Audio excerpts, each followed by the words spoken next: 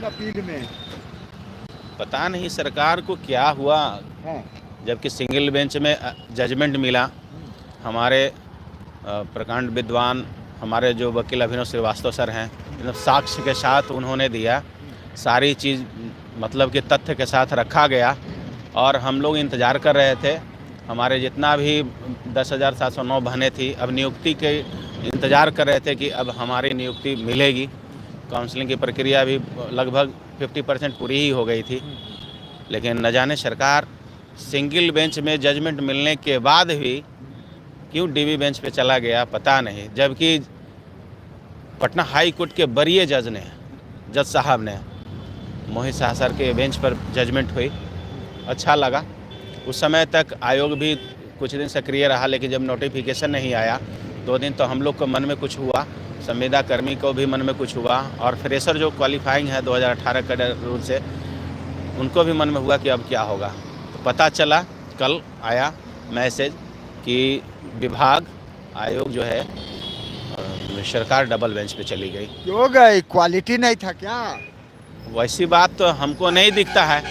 आज quality based की बात होती है तो मैं उस पर आपको बात बताना चाहता हूँ कि हमारे संविदा कर्मी जितने भी हैं तो विगत 10 से 15 साल से काम करते आ रहे हैं। अच्छा।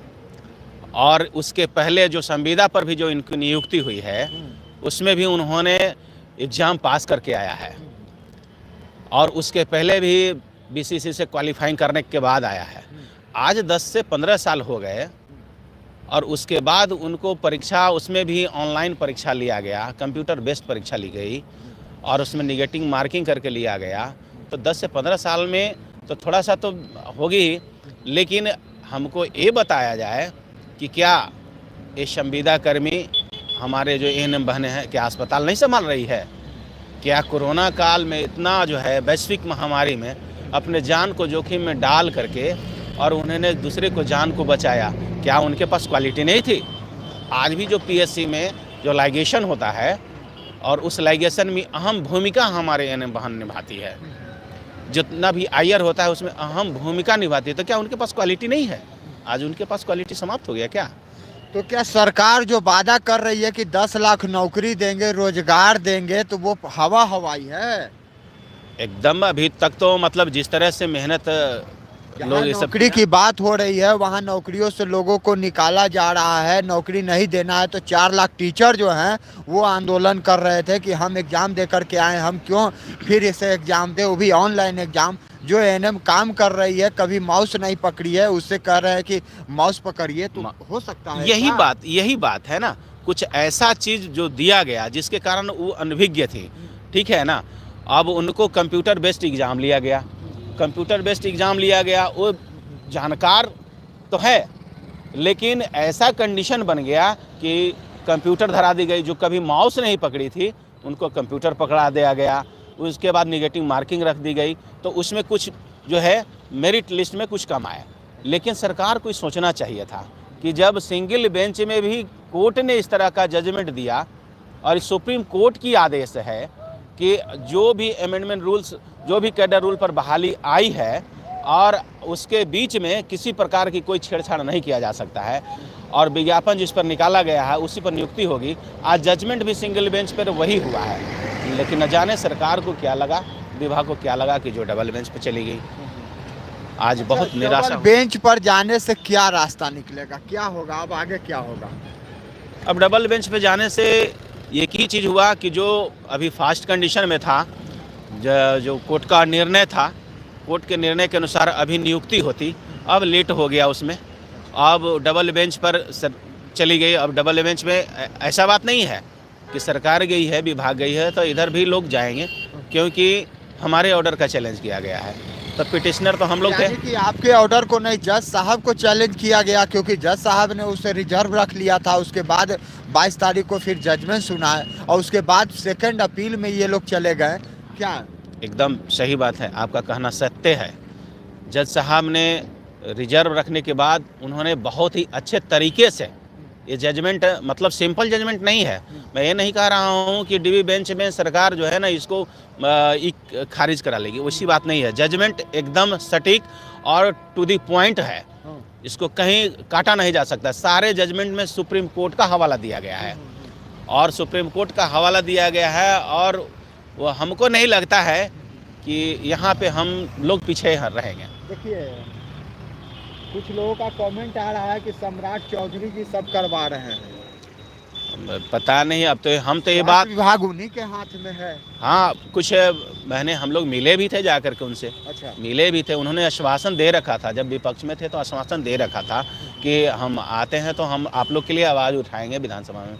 लेकिन न जाने क्यों अब इस तरह की बात, उनको भी सोचना चाहिए, माननीय स्वास्थ्य मंत्री जी को जरूर इस पर विचार करनी चाहिए। अच्छा, सत्ता में लोग रहते हैं तो काम नहीं करते हैं, जब सत्ता से बाहर निकल जाते हैं तो फिर वही रोना रोते हैं कि हम आपको लिए मदद करेंगे।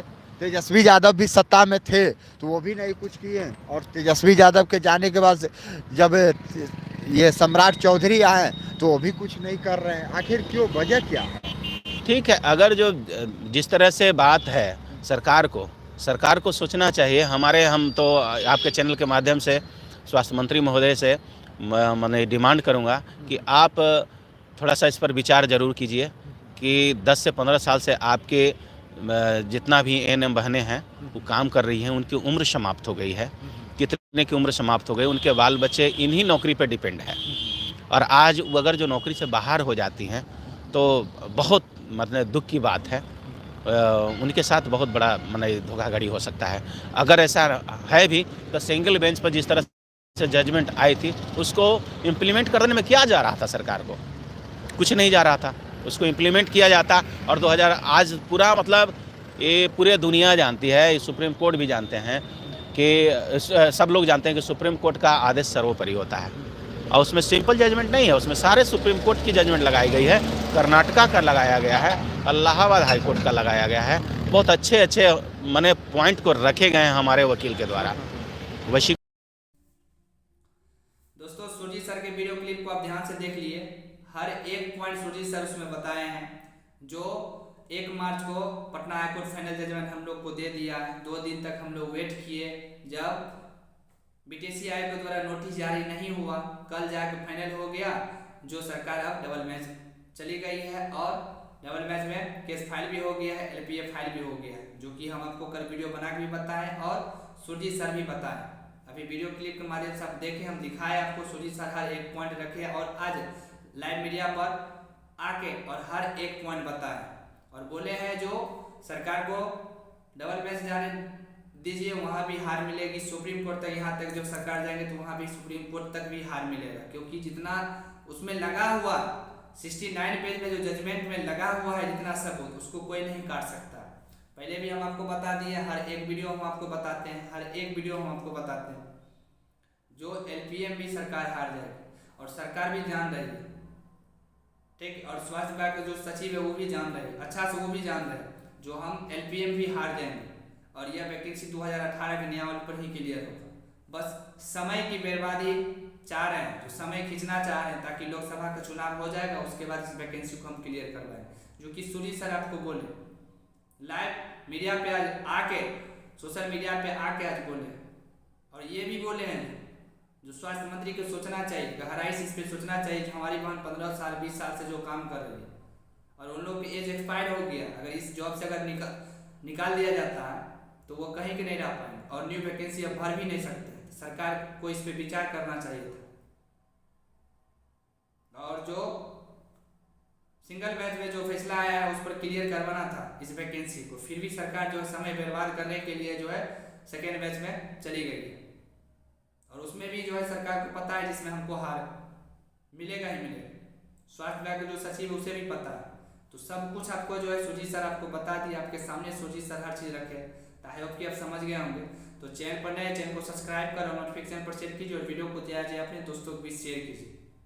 जो हम बताते हैं हर चीज़ हम आपको आपके साथ पूरे कॉन्फिडेंस के साथ हम आपको बताते हैं, हमारी टीम भी वही आपको जानकारी दी, तो इसलिए घबराने की आवश्यकता नहीं है। हम लोग आपके साथ हैं और हमेशा आपके साथ रहेंगे, और सरकार को एलपीएम भी करारी हार मिलेगा, और यह वैकेंसी 2018 के नियमावली पर क्लियर होगा, और इसे कोई रोक नहीं सकता। इस वैकेंसी को 2018 के नियमावली पर क्लियर होने से कोई नहीं रोक सकता, इसलिए आप लोग को घबराने की आवश्यकता नहीं। हम लोग आपके साथ हैं और हमेशा रहेंगे, और देखते जाइए जैसे सिंगल बैच में सरकार को हराए, उसे डबल बैच में भी सरकार को हराएंगे। इसलिए टेंशन लेने की आवश्यकता नहीं है। तो दोस्तों, जो जानकारी अभी निकल के आई वही जानकारी आपके बीच शेयर किया है कि आप लोग समझ गए होंगे। चैनल पर नए, चैनल को सब्सक्राइब कर और नोटिफिकेशन पर सेट कीजिए और वीडियो को जैसे अपने दोस्तों के बीच शेयर कीजिए।